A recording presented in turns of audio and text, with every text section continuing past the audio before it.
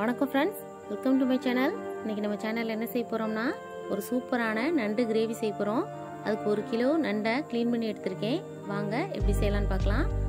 அதுக்கு ஒரு பேனை அடுப்பில் ஏற்றி அதில் 3 ஸ்பூன் சோம்பு சேர்த்துருக்கேன். 2 ஸ்பூன் சீரகம் சேர்த்துக்குவோம். 3 ஸ்பூன் மிளகு சேர்த்துக்கலாம். எண்ணெயெல்லாம் சேர்க்க வேண்டாம், ட்ரையாகவே வறுத்தெடுத்துருவோம். மிதமான தீயிலே வறுத்தெடுக்கலாம், இல்லைன்னா கறிக்கு போயிடும். இதோட 2 முழு பூண்டு, ஒரு 15 பல்லு இருக்கும், அதையும் சேர்த்து அரைச்சி எடுத்துடுறேன்.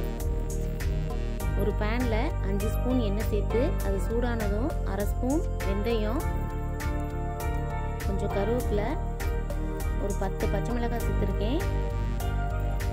நம்ம மிளகாய் பொடி எதுவும் போடலை, காரத்துக்கு பச்சை மிளகாயும் மிளகும் தான், அதனால் நல்லா கூடவே சேர்த்துக்குங்க. ஒரு 100 கிராம் வெங்காயம் சேர்த்து நல்லா வதங்கவும். அதோட தக்காளி சேர்த்துக்குவோம். 3 தக்காளி சேர்த்துருக்கேன். தக்காளி வதங்க உப்பு சேர்த்து மூடி வச்சிடலாம். தக்காளி நல்லா மசியட்டும். மிளகு சீரகத்தை அரைச்செடுத்தாச்சு. தக்காளி மசிஞ்சிருச்சு. அதோட ஒரு 1/2 ஸ்பூன் மஞ்சள் பொடி சேர்த்துருக்கேன். நம்ம அரைச்சிட்டு வந்த மிளகு சீரக விழுதையும் இதோட சேர்த்துக்கலாம். நல்லா எண்ணெயிலே வேகட்டும். இப்போ அதோட நண்டு சேர்த்துக்குவோம்.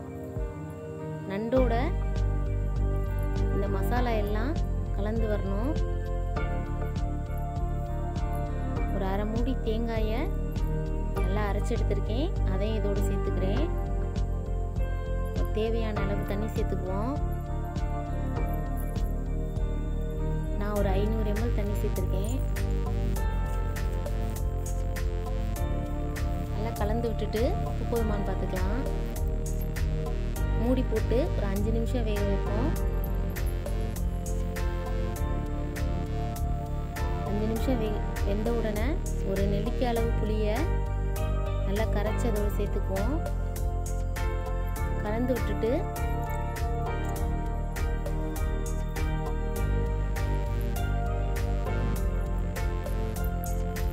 மூடி போட்டுடலாம். இன்னும் ஒரு 5 நிமிஷம் வேகட்டும்.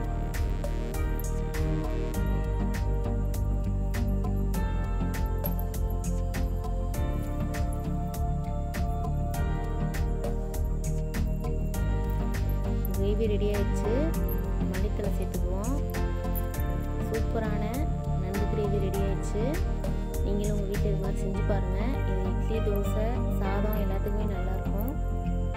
எப்படி இருந்துச்சுன்னு சொல்லி கமெண்ட் பண்ணுங்கள், லைக் பண்ணுங்கள், ஷேர் பண்ணுங்கள், சப்ஸ்கிரைப் பண்ணுங்கள்.